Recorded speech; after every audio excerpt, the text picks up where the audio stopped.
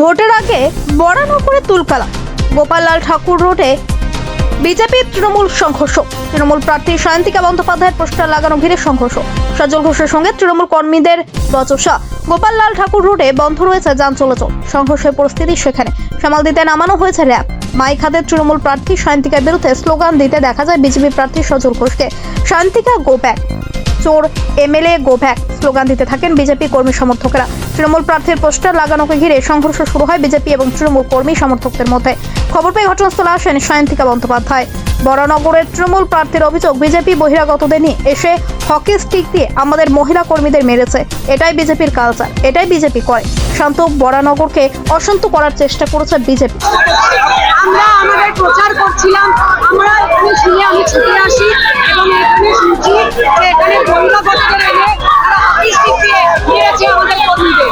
এই নোংরামির জবাব মানুষ দেবে, বরানগরের মানুষ এই নোংরামির জবাব দেবে। আপনারা নিজেরা দেখতে পাচ্ছেন এখানে আমরা শান্তিপ্রিয়ভাবে আমাদের প্রচার চালাচ্ছি।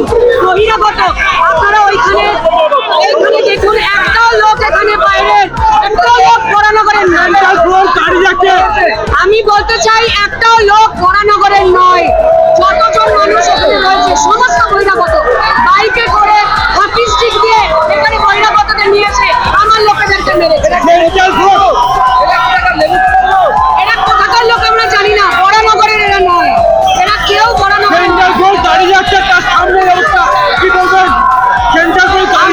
বলবো যে গণতান্ত্রিক পদ্ধতিতে বরানগরবাসী বরানগরকে অশান্ত করার জবাব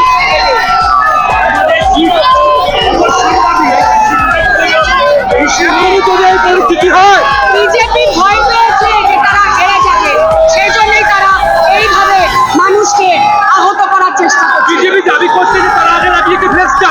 মিথ্যে কথা বলছে।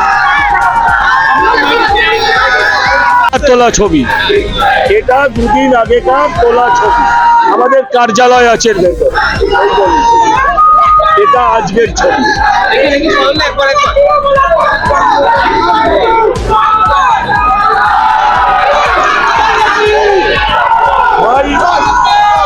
এই হচ্ছে আগেকার, এই হচ্ছে পরে, এই হচ্ছে পরে। আপনারা বলছেন আপনাদের গেট দখল করে তাদের গেট করেছে, আপনাদের গেট দখল করা হয়েছে। এই তো ছিল আমাদের, খুলে ওরা লাগিয়ে দিয়েছে, খুলে ওরা লাগিয়ে দিয়েছে। এসব তো হবে না, এসব হবে না।